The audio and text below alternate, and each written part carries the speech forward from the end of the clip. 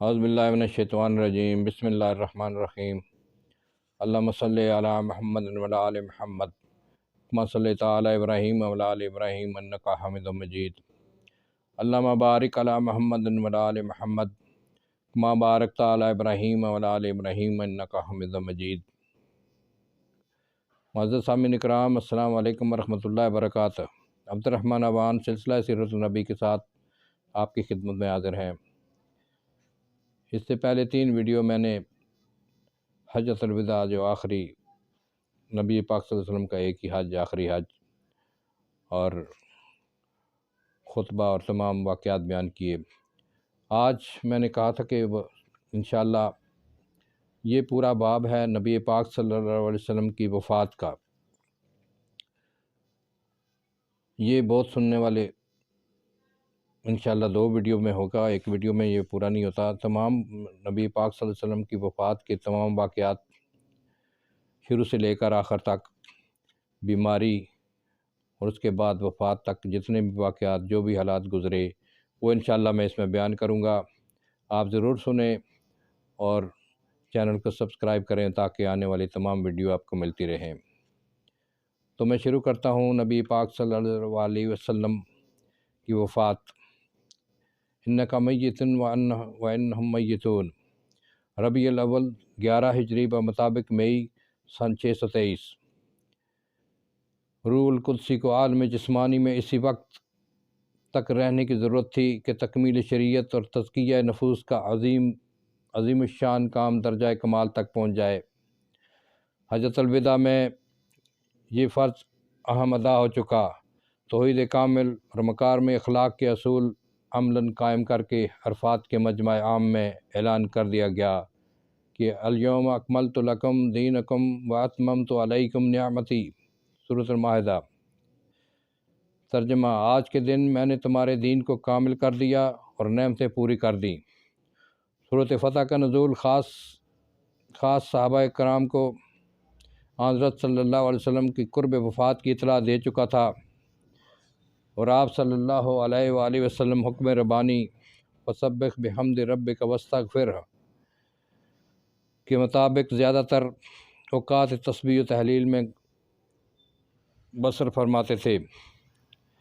آپ صلی اللہ علیہ وآلہ وسلم ہر سال رمضان المبارک میں 10 دن اعتکاف میں بیٹھتے تھے، لیکن رمضان سن 10 ہجری میں 20 دن اعتکاف میں بیٹھے۔ سال میں ایک دفعہ ماہ رمضان میں آپ صلی اللہ علیہ وآلہ وسلم پورا قرآن ناموس اکبر کی زبانی سنتے تھے، لیکن وفات کے سال 2 دفعہ یہ شرف حاصل ہوا۔ حجۃ الوداع کے موقع پر مناسک حج کی تعلیم کے ساتھ ساتھ آپ صلی اللہ علیہ وآلہ وسلم نے یہ اعلان بھی فرمایا کہ مجھے امید نہیں کہ آئندہ سال تم سے مل سکوں۔ بعض روایتوں میں یہ الفاظ اس طرح وارد ہوئے ہیں: شاید میں اس کے بعد حج نہ کر سکوں۔ غدیر خم کے خطبوں میں بھی اسی قسم کے الفاظ ادا ہوئے۔ غزوہ احد کے بیان میں گزر چکا ہے کہ شہداء نے احد کے جنازہ کی نماز نہیں پڑھی گئی تھی۔ تمام غزوات میں صرف غزوہ احد ہی ایک ایسا غزوہ ہے جس میں مسلمانوں نے سب سے زیادہ بے کسی کے ساتھ جان دی، اس لیے ان کی یاد آپ صلی اللہ علیہ وسلم کے دل میں اس وقت بھی موجود تھی۔ حجۃ الوداع کے موقع پر تمام مسلمانوں کو اپنے فیض دیدار سے مشرف فرمایا اور ان کو حسرت کے ساتھ الوداع کیا۔ شہداء احد کو بالاحیاء سورۃ البقرہ کے معجزہ جان فضا سے فیض یاب تھے۔ 8 برس کے بعد آخری دفعہ آپ صلی اللہ علیہ وسلم ان کو بھی اپنی زیارت سے مشرف کرنا ضروری سمجھا، چنانچہ اسی زمانہ میں ان کی قبر پر تشریف لے گئے اور ان کے لیے دعائے خیر فرمائی، اور اس وقت رقت امیز طریقہ سے ان کو الوداع کیا کہ جس طرح ایک مرنے والا اپنے زندہ اعضاء کو وداع کرتا ہے۔ اس کے بعد ایک خطبہ دیا جس میں فرمایا: میں تم سے پہلے حوض پر جا رہا ہوں، اس کی وسعت اتنی ہے جتنی ایلا سے حجفہ تک۔ مجھ کو تمام دنیا کے خزانوں کی کنجی دی گئی ہے۔ مجھے خوف نہیں ہے کہ میرے بعد تم شرک کرو گے لیکن اس سے ڈرتا ہوں کہ دنیا میں مبتلا نہ ہو جاؤ اور اس کے لیے آپس میں کشت خون نہ کرو، تو پھر اسی طرح ہلاک ہو جاؤ جس طرح تم سے پہلی قومیں ہلاک ہوئیں۔ راوی کا بیان ہے کہ یہ آخری دفعہ میں نے رسول اللہ صلی اللہ علیہ وآلہ وسلم کو خطبہ دیتے ہوئے سنا۔ غزوات میں گزر چکا ہے کہ حضرت زید بن حارثہ کو حدود شام کے عربوں نے شہید کر ڈالا تھا۔ حضرت صلی اللہ علیہ وآلہ وسلم نے ان کا قصاص لینا چاہتے تھے۔ آغاز علادت سے ایک روز پہلے آپ صلی اللہ علیہ وآلہ وسلم نے اسامہ ابن زید کو مأمور کیا کہ وہ فوج لے کر جائیں اور ان شریروں سے اپنے باپ کا انتقام لیں۔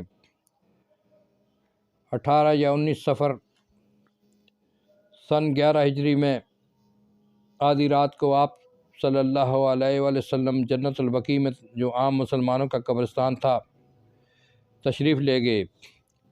وہاں سے واپس تشریف لائے تو مزاج ناساز ہوا۔ یہ حضرت میمونہ کی باری کا دن تھا اور روز چہارشنبہ تھا۔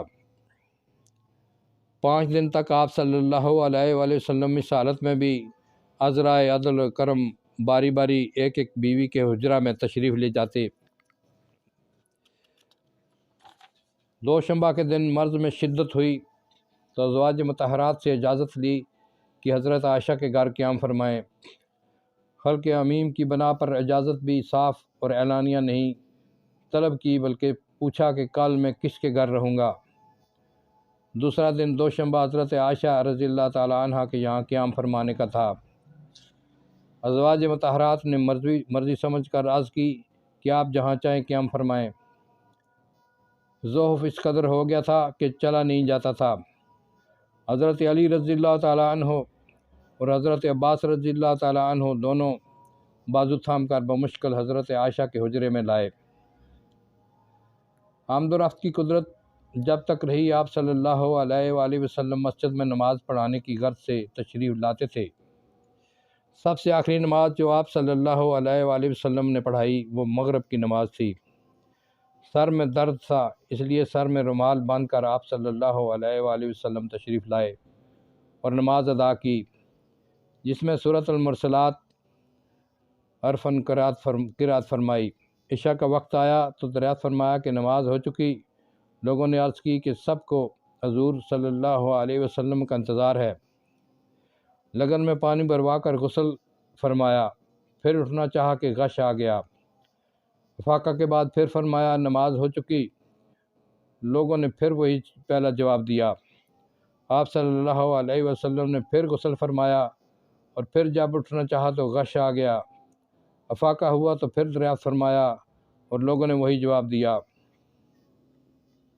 تیسری دفعہ جسم مبارک پر پانی ڈالا، پھر جب اٹھنے کا ارادہ کیا تو پھر غشی طاری ہو گئی۔ جب افاقہ ہوا تو ارشاد فرمایا کہ ابو بکر نماز پڑھائیں۔ حضرت عائشہ رضی اللہ تعالیٰ عنہ نے معذرت کی کہ یا رسول اللہ، ابو بکر نہایت رقیق قلب ہیں، آپ صلی اللہ علیہ وسلم کی جگہ ان سے کھڑا نہ ہوا جائے گا۔ آپ صلی اللہ علیہ وسلم نے پھر یہی حکم دیا کہ ابو بکر نماز پڑھائیں۔ چنانچہ کئی دن تک حضرت ابو بکر رضی اللہ تعالیٰ عنہ نے نماز پڑھائی۔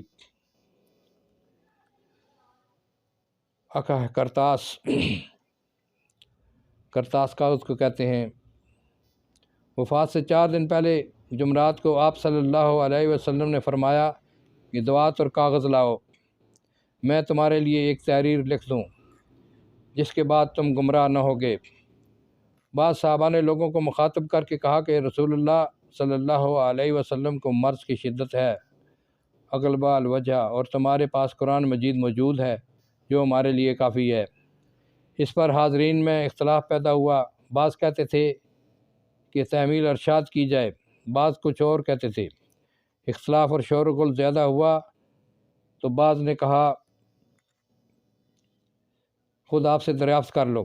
لوگ جب پوچھنے لگے تو آپ صلی اللہ علیہ وسلم نے فرمایا مجھے چھوڑ دو، میں جس مقام میں ہوں وہ اس سے بہتر ہے جس کی طرف تم بلاتے ہو۔ اس کے بعد آپ صلی اللہ علیہ وسلم نے 3 وصیتیں فرمائیں۔ ان میں سے ایک یہ تھی کہ کوئی مشرک عرب میں نہ رہنے پائے، دوسری یہ کہ سفراء کا اسی طرح احترام کیا جائے جس طرح آپ صلی اللہ علیہ وسلم کے زمانہ میں دستور تھا۔ تیسری وصیت راوی کو یاد نہیں رہی۔ اسی دن ظہر کی نماز کے وقت آپ صلی اللہ علیہ وسلم کی طبیعت کچھ سکون پذیر ہوئی۔ آپ صلی اللہ علیہ وسلم نے حکم دیا کہ پانی کی 7 مشکیں آپ صلی اللہ علیہ وسلم پر ڈالی جائیں۔ غسل فرما چکے تو حضرت علی رضی اللہ تعالیٰ عنہ اور حضرت عباس رضی اللہ تعالیٰ عنہ تھام کر مسجد میں لائے۔ جماعت کھڑی ہو چکی تھی اور حضرت ابوبکر رضی اللہ تعالیٰ عنہ نماز پڑھا رہے تھے۔ آہٹ پا کر حضرت ابوبکر رضی اللہ تعالیٰ عنہ پیچھے ہٹے۔ آپ صلی اللہ علیہ وسلم نے اشارہ سے روکا اور ان کے پہلو میں بیٹھ کر نماز پڑھائی۔ آپ کو دیکھ کر حضرت ابوبکر رضی اللہ تعالیٰ عنہ اور حضرت ابوبکر کو دیکھ کر اور لوگ ارکان ادا کرتے جاتے تھے۔ سامعین کرام، آج کی ویڈیو میں یہیں پر ختم کرتا ہوں کیونکہ ویڈیو بہت لمبی ہو جاتی ہے۔ نبی پاک صلی اللہ علیہ وسلم کی وفات کے واقعات جیسے جیسے آگے چلتے بڑھ رہے ہیں، میں انشاءاللہ تمام واقعات تفصیل سے بیان کروں گا، آپ ضرور سنیں۔ انشاءاللہ آپ کو تمام حالات معلوم ہو جائیں گے۔ السلام علیکم ورحمۃ اللہ وبرکاتہ۔